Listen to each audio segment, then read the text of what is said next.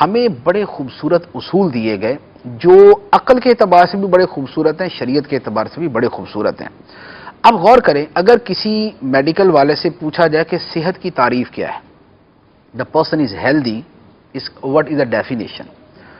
صحت کی تعریف یہ ہے کہ انسان کے اندر اس کے تمام جو مزاج ہوتے ہیں نا، سودا صفرا، یہ جو چیزیں ہوتی ہیں، جب یہ کامل اعتدال پر ہوں، یہ صحت ہے۔ ان میں کمی بیشی ہو جائے تو یہ بیماری ہے۔ تو مزاج کا اعتدال پر ہونا یہ صحت ہے، اعتدال سے ہٹ جانا یہ بیماری ہے۔ عرض یہ ہے کہ یہ اعتدال آتا ہے اعتدال سے، مزاج کا اعتدال آتا ہے کھانے کے اعتدال سے، اور مزاج کا آگے پیچھے ہونا ہوتا ہے کھانے کے آگے پیچھے ہونے سے۔ بہت کم کھائے گا تو بیمار پڑ جائے گا، بہت زیادہ کھائے گا تو بیمار پڑ جائے گا۔ اعتدال اعتدال سے آتا ہے۔ قرآن مجید کی آیت مبارکہ ہے، یہ کسی حکیم نے سنی، مسلمان نہیں تھا۔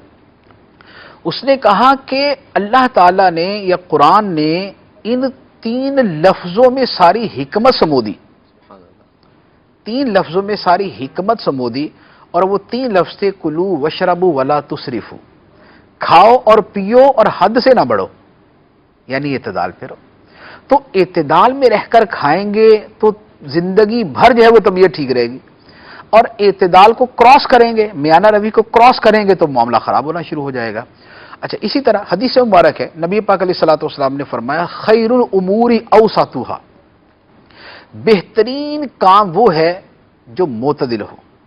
تو اعتدال کے ساتھ اگر کھایا جائے، اعتدال کے ساتھ اگر کام کیا جائے تو سارے کام ٹھیک رہتے ہیں، لیکن جب اعتدال کو آگے پیچھے کرتے ہیں تو پھر پرابلم شروع ہو جاتی ہے۔ لہذا کھانے پینے کے اندر بھی یہ والی چیزیں پیش نظر رکھنی چاہیے۔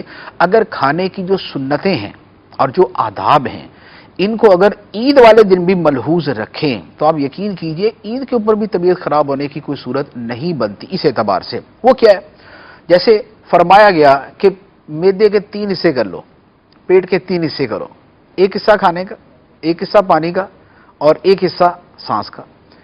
لیکن عید کے دن جو ہے وہ کھانے کی جگہ بھی کھانا، پانی کی جگہ بھی کھانا، سانس کی جگہ بھی کھانا، اور تھوڑا سا اس سے اوپر بھی کھانا، تو یہ تو اعتدال سے بہت آگے نکل گیا نا، یہ تو باؤنڈری اس نے پار کر دی ساری۔ تو ایک تو یہ سنت کہ جو 1/3 میدا تک ہی کھایا جائے۔ نمبر 2، بھوک ابھی باقی ہو تو کھانا چھوڑ دیا جائے۔ تیسرے نمبر پہ چبا چبا کے کھایا جائے۔ اگر یہ 2-3 سنتوں پر بھی عمل کر لیا جائے، اور یہ ساری سنتیں اصل میں اعتدال کے متعلق ہیں، تو طبیعت ٹھیک رہتی ہے۔ تو ہمارے ہاں جو طبیعت خراب ہونے کا اور یہ جو ساری چیزیں ہیں، اس کے پیچھے یہ بہت زیادہ کھا لینا، بے اعتدالی سے کھانا اور گوشتی کھاتے رہنا مسلسل، یہ اس کے پیچھے وجوہات بنتی ہیں۔ ہمارے جو دین کی تعلیمات ہیں اس میں اعتدال ہے، میانہ روی ہے، درمیانے انداز میں چلنا ہے۔ تو اگر ان تعلیمات پہ عمل ہو تو یہ مسائل